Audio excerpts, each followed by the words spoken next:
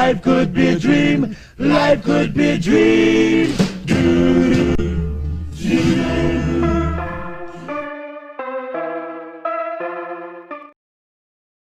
अस्सलामुअलैकुम dear student, जैसा कि आपको मालूम है कि आपको बायोलॉजी का पहला प्रैक्टिकल फेयर करवाया गया था, तो उसी प्रैक्टिकल का आज हम एक्सपेरिमेंट करने जा रहे हैं, एग्जामिनेशन और हैंडलिंग ऑफ माइक्रोस्कोप। यानी माइक्रोस्कोप को हम यहाँ पे एग्जामाइन करेंगे, देखेंगे, उसके पार्ट्स को ऑब्ज़र्व करेंगे और हैंडल करने का तरीका देखेंगे कि माइक्रोस्कोप को किस तरह हैंडल किया जाता है। तो चलते हैं, शुरू करते हैं अपना एक्सपेरिमेंट माइक्रोस्कोप के मुख्तलिफ पार्ट्स। सबसे पहला पार्ट माइक्रोस्कोप का ऑक्यूलर कहलाता है, आई पीस, जिसमें हम एक्सटर्नल लेंसेज को लगाकर आइस की मदद से किसी भी ऑब्जेक्ट को देख सकते हैं। अगला पार्ट टोटली मेटलिक पार्ट, जिसे ड्रा ट्यूब कहा जाता है। ड्रा ट्यूब के नीचे ही वाला पार्ट अगला बॉडी ट्यूब कहलाता है। बॉडी ट्यूब जो कि टोटली मेटलिक है, जो कि नज़र आ रही है सबको।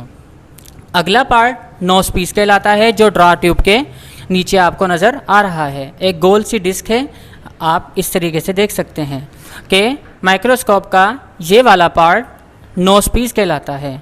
नोज पीस के नीचे ही रिवॉल्विंग डिस्क लगी होती है जो घूम सकती है, जैसे कि ये घूम रही है। और इसी रिवॉल्विंग डिस्क के साथ ही 3 लेंसेज माइक्रोस्कोप के लगे हुए होते हैं।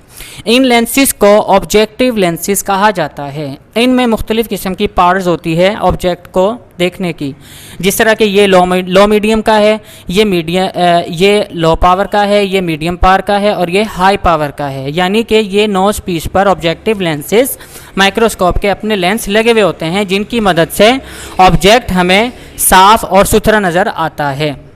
अगला पार्ट माइक्रोस्कोप का स्टेज कहलाता है। स्टेज जैसे कि ये नज़र आ रही है सबको, ये माइक्रोस्कोप का पार्ट है स्टेज। स्टेज पर हम किसी भी ऑब्जेक्ट को इन क्लिप की मदद से कंट्रोल करते हैं और आईपीस की मदद से देखते हैं।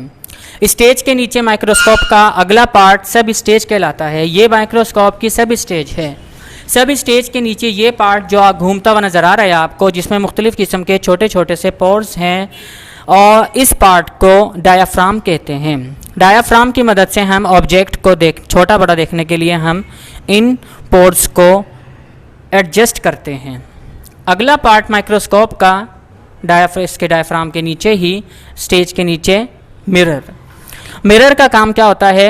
लाइट की तरफ इसको फोकस किया जाता है, सूरज की रोशनी हो या आर्टिफिशियल लाइट हो, इस मिरर को उसकी तरफ फोकस करते हैं ताकि वो लाइट इस पर रिफ्लेक्ट होकर हमें इमेज को क्लियर दिखाए।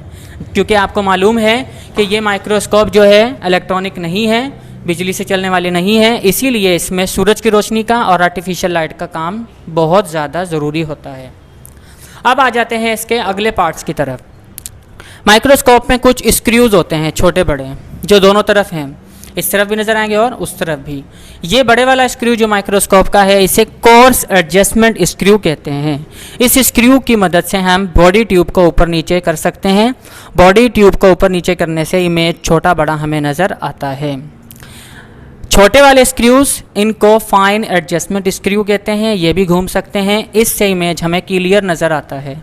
अगर हमें इमेज कोर्स एडजस्टमेंट स्क्रू से क्लियर नज़र नहीं आ रहा, तो हम फाइन एडजस्टमेंट स्क्रू की मदद से उस इमेज को क्लियर देखने के लिए इस स्क्रू को इस्तेमाल करते हैं।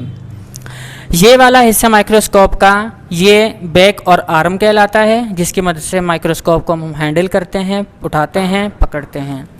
अगले जो पार्ट है माइक्रोस्कोप का, ये वाला पार्ट माइक्रोस्कोप का कहलाता है बेस और फुट। यानी ये माइक्रोस्कोप का पार्ट, इसके पाँव कहलाते हैं बेस और फुट, जिस पर माइक्रोस्कोप का पूरा वेट जो है वो रखा हुआ है। माइक्रोस्कोप को हैंडल करने का तरीका क्या होता है कि हम फर्स्ट ऑफ ऑल इसमें एक्सटर्नल लेंसेज लगाते हैं। 5x का होता है लेंस, एक 10x का होता है और एक 15x का होता है। हम कोई भी पावर का लेंस लगाएंगे। लेंस लगाने के बाद हमें जो चीज़ भी ऑब्जेक्ट देखनी है वो यहाँ पर हम फिट करेंगे। माइक्रोस्कोप के लिए ज़रूरी है कि आपको इसके लिए स्लाइड बनाना ज़रूरी है, उसकी मदद से ही आप किसी भी ऑब्जेक्ट को देख सकते हैं।